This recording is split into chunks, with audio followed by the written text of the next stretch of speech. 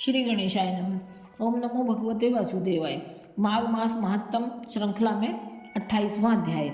वशिष्ठ जी कहने लगे कि हे राजा देवी, बहुत से जन समूह सहित अच्छोत सरोवर में स्नान करके सुखपूर्वक मोक्ष को प्राप्त हो गए। तब लोमस जी कहने लगे कि संसार रूपी इस तीर्थ में राजा को सब श्रद्धा पूर्वक देखो। यहाँ पर 33 करोड़ देवता आकर आनंद पूर्वक रहते हैं। यह अक्षयवट है जिनकी जड़ें पाताल तक गई हैं, और मार्कंडे ऋषि प्रलय के समय भगवान इसी अक्षयवट का आश्रय लेते हैं।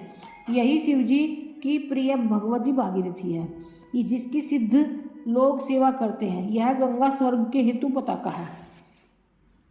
इसका जल पीकर मनुष्य मुक्त हो जाते हैं। हे मुनि, सभी प्राणी इस नदी को यमुना से मिली हुई पाते हैं। इसका संगम बड़े पुण्य से प्राप्त होता है। इसके स्नान से जन्म मृत्यु रूपी दावानल से कोई नहीं तपता, परंतु ज्ञान प्राप्त करके मुक्त हो जाता है। यहाँ पर स्नान करने से सभी प्राणी बिना ज्ञान के भी मुक्त हो जाते हैं। इसलिए ब्रह्मा जी ने यहाँ यज्ञ करने की इच्छा की थी। इसी संगम में भगवान विष्णु ने स्त्री प्राप्ति की इच्छा से स्नान करके लक्ष्मी जी को प्राप्त किया था।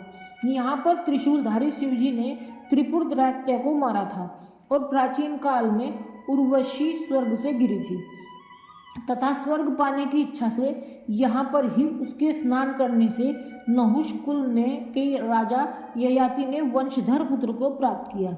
यहाँ पर इंद्र ने प्राचीन काल में धन की इच्छा से स्नान किया था, और माया से कुबेर के सब धन को प्राप्त किया था। प्राचीन काल में नारायण तथा नर ने हजारों वर्ष तक प्रयाग में निराहार रहकर उत्तम धर्म किया था। यहाँ से जेगाशव्य सन्यासी ने महादेव जी जैसी शक्ति वाले से विजय पाई थी, तथा अणिमा आदि योग के अति दुर्लभ ऐश्वर्य प्राप्त किए थे। इसी क्षेत्र में तपस्या करके श्री भारद्वाज सप्त ऋषियों में सम्मिलित हुए थे। जिन्होंने भी यहाँ स्नान किया सबको स्वर्ग की प्राप्ति हुई। इसलिए हमारे विचार से तुम त्रिवेणी में स्नान करो।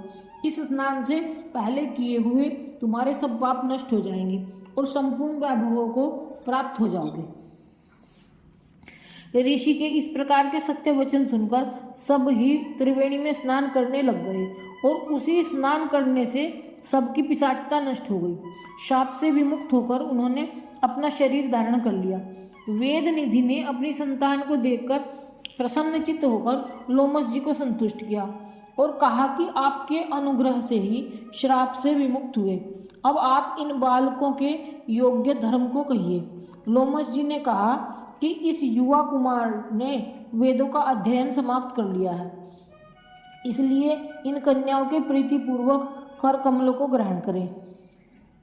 तब लोमस जी तथा अपने पिताजी की आज्ञा से इस ब्रह्मचारी ने 5 कन्याओं से विवाह किया। इन कन्याओं के सब मनोरथ पूर्ण हुए।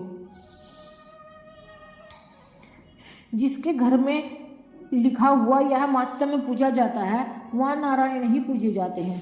पुष्कर तीर्थ में, प्रयाग में, गंगा सागर में, देवालय में, कुरुक्षेत्र में तथा विशेष करके काशी में इसका पाठ अवश्य करना चाहिए। पुष्कर तीर्थ में ग्रहण के अवसर पर इसके पाठ का दुगना फल मिलता है, और मरने पर वैष्णव पद को प्राप्त होता है।